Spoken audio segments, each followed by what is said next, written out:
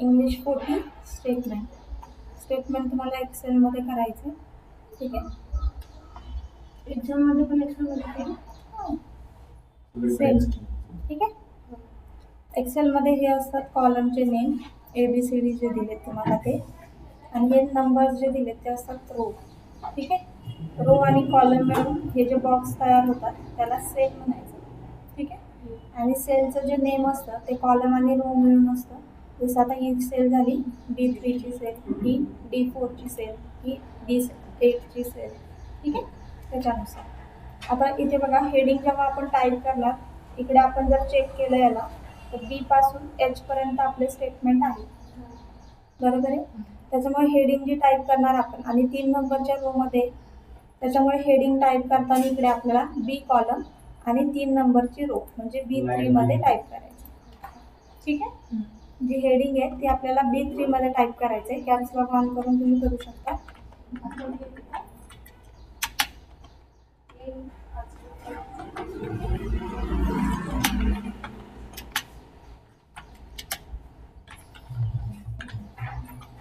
ठीक आहे, heading type करून झाली आपली.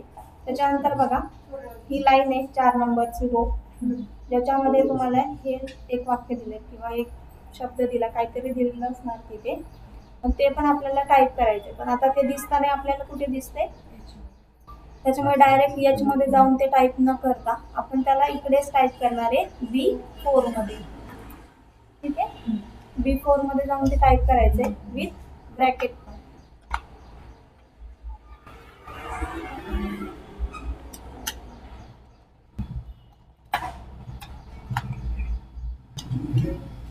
ठीक आहे, त्याच्यानंतर 5 आणि 6 मध्ये आपल्याला सिरियल नंबर दिसत आहे. ओके, टाईप करताना B5 मध्येच आपण सिरियल नंबरला टाईप करणार.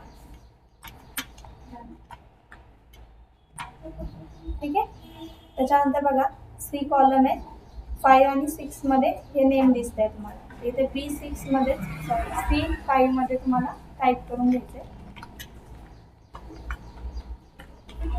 ठीक आहे, आता बघा D मध्ये काय टाईप केलेलं आहे का इथे, हेडिंग वगैरे आहे का काय D मध्ये, मग डायरेक्ट कुठे असणार आहे E मध्ये. मग इथे डायरेक्ट E मध्ये क्लिक करून तुम्हाला पुढची जी हेडिंग आहे ती टाईप करून घ्यायची.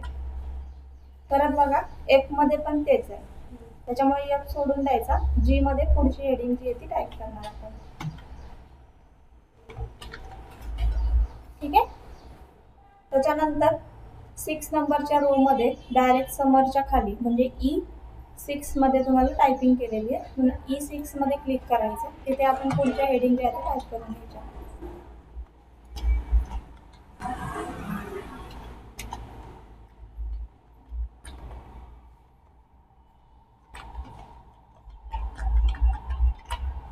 ठीक आहे, आता नंबर जेव्हा तुम्हाला इथे टाकायचे तेव्हा टायपिंग न करता नंबर तुम्हाला इन्सर्ट करायचे. ठीक आहे, 1 टाकायचा, एकदा साईडला क्लिक करून परत त्याच्यावर क्लिक करायचं. ओके, त्याच्यानंतर एडिटिंग ग्रुप दिसेल इथे एक्सेलमध्ये. एडिटिंग ग्रुपमध्ये तुम्हाला फिल ऑप्शनमध्ये जायचे. फिल ऑप्शनमध्ये सिरीज ऑप्शन. ठीक आहे, सिरीजमध्ये गेल्याच्या नंतर हा एक ब्लॉक ओपन होईल, त्याच्यामध्ये तुम्हाला इथं सिरीज इन कॉलम मध्ये घ्यायचे आपल्याला, म्हणून कॉलम सिलेक्ट करायचा आणि इथे स्टॉप व्हॅल्यू टाकायची. किती आहे स्टॉप व्हॅल्यू, ही व्हॅल्यू टाकायची आणि ओके करायचं.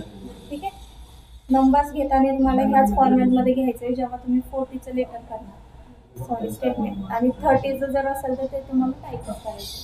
ठीक आहे, आता बरोबर 1च्या पुढे हे नेम टाईपिंगला स्टार्ट झालं, बरोबर 1च्या पुढे क्लिक करून जे नेम्स आपल्याला दिले ते आपल्याला टाईप करून घ्यायचे. कंटेंट तुम्हाला एवढाच असेल 40च्या कोणत्या पण स्टेटमेंटमध्ये. ठीक आहे, फक्त नेम्स वगैरे चेंज होऊ शकतात.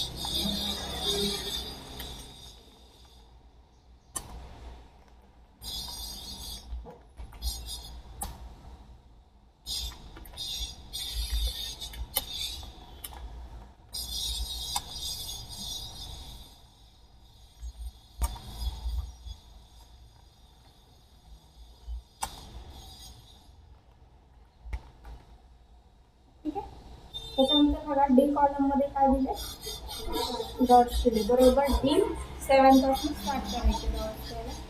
तुम्ही हे पण यूज करू शकता.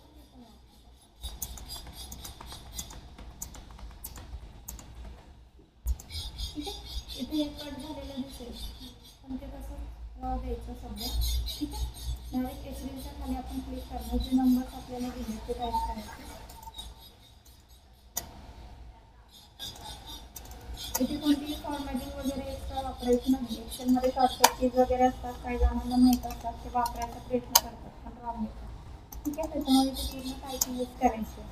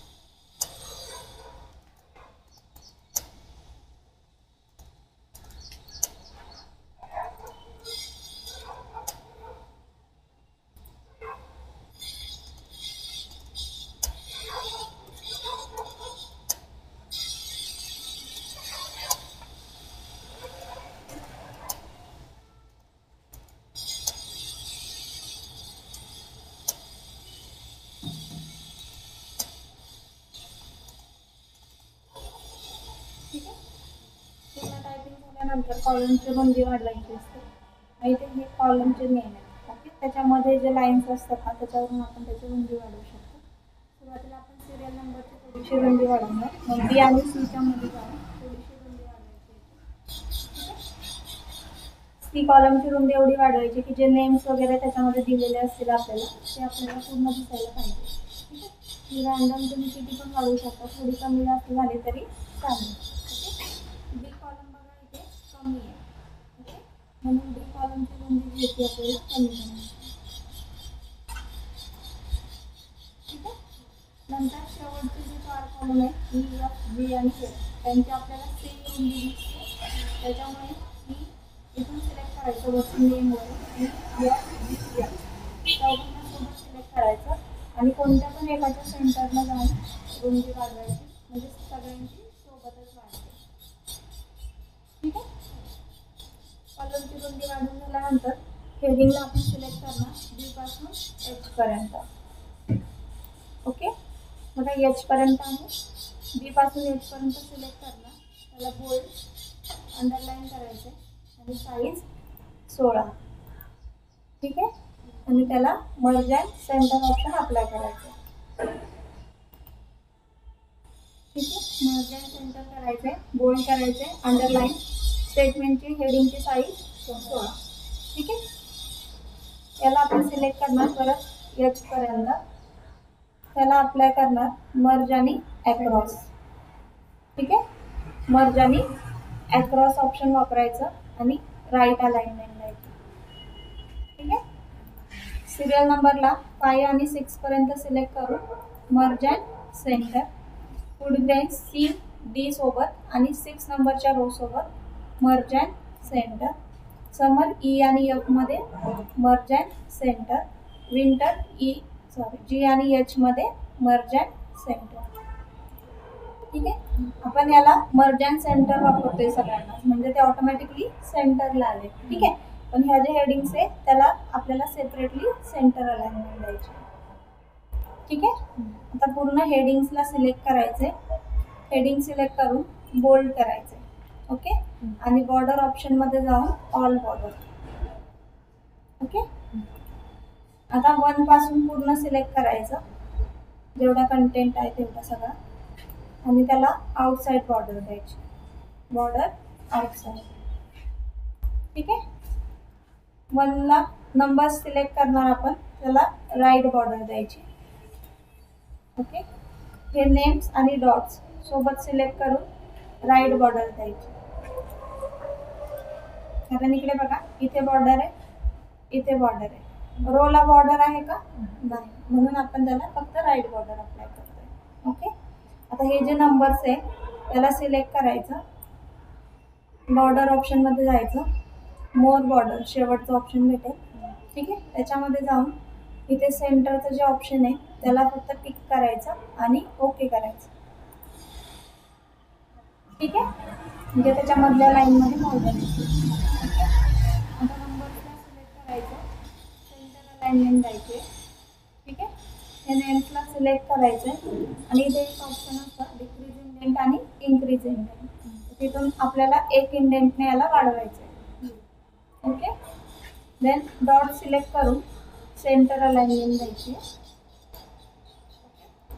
हे जे नंबर्स आहे पूर्ण त्याला सिलेक्ट करून राईट अलाइनमेंट द्यायची, ओके. आता जे क्वेश्चन्स आपल्याला दिलेत इथे ते आपल्याला सॉल्व करायचे. इथे पहिला क्वेश्चन आहे find the average of column name and show the answer in cell F15. F column 15 नंबरची रो, ठीक आहे. बरोबर तिथे क्लिक करायचं, परत एडिटिंग ग्रुपमध्ये जायचं, ऑटो समचं ऑप्शन आहे त्या ॲरोवरती क्लिक करून जे आपल्याला सांगितलं फाइंड करायला त्याला सिलेक्ट करायचं. असं पहिल्या क्वेश्चनमध्ये ॲव्हरेज सांगितलं मग ते ॲव्हरेजला क्लिक करायचं. जर काय ऑटोमॅटिक सिलेक्ट झालं तर ओके, जर नाही झालं तर माऊसने तुम्हाला याला सिलेक्ट करायचं, ठीक आहे. एंटर वापरायचं. त्याच्यानंतर find the sum of month of November in the cell of G15. G15मध्ये क्लिक करायचं आहे, परत एडिटिंग ऑटो सममध्ये जाऊन सम कॅल्क्युलेट करायचे, समला क्लिक करायचं, ठीक आहे.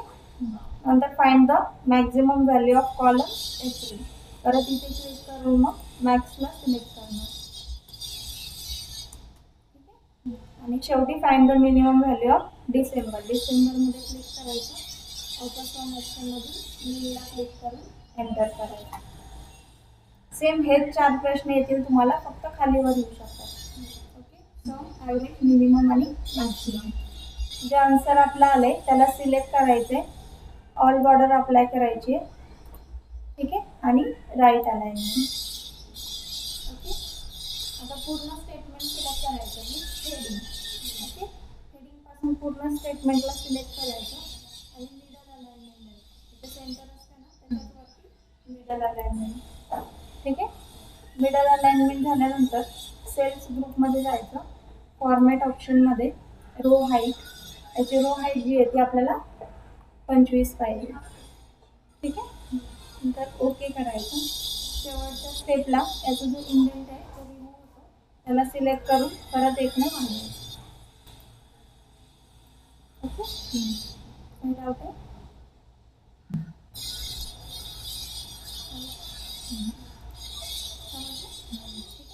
स्टेटमेंट परत तुम्हाला 15 मार्क्ससाठी विचारलं जातं. 20 मिनिटाचा वेळ असेल तुमच्याकडे, पूर्ण टायपिंग करून आरामात होतं, त्याच्यामुळे मिस्टेक वगैरे थोड्याशा कमी करायचं, ओके.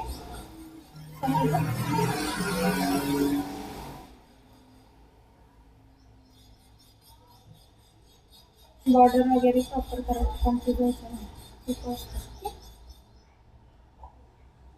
समजलं?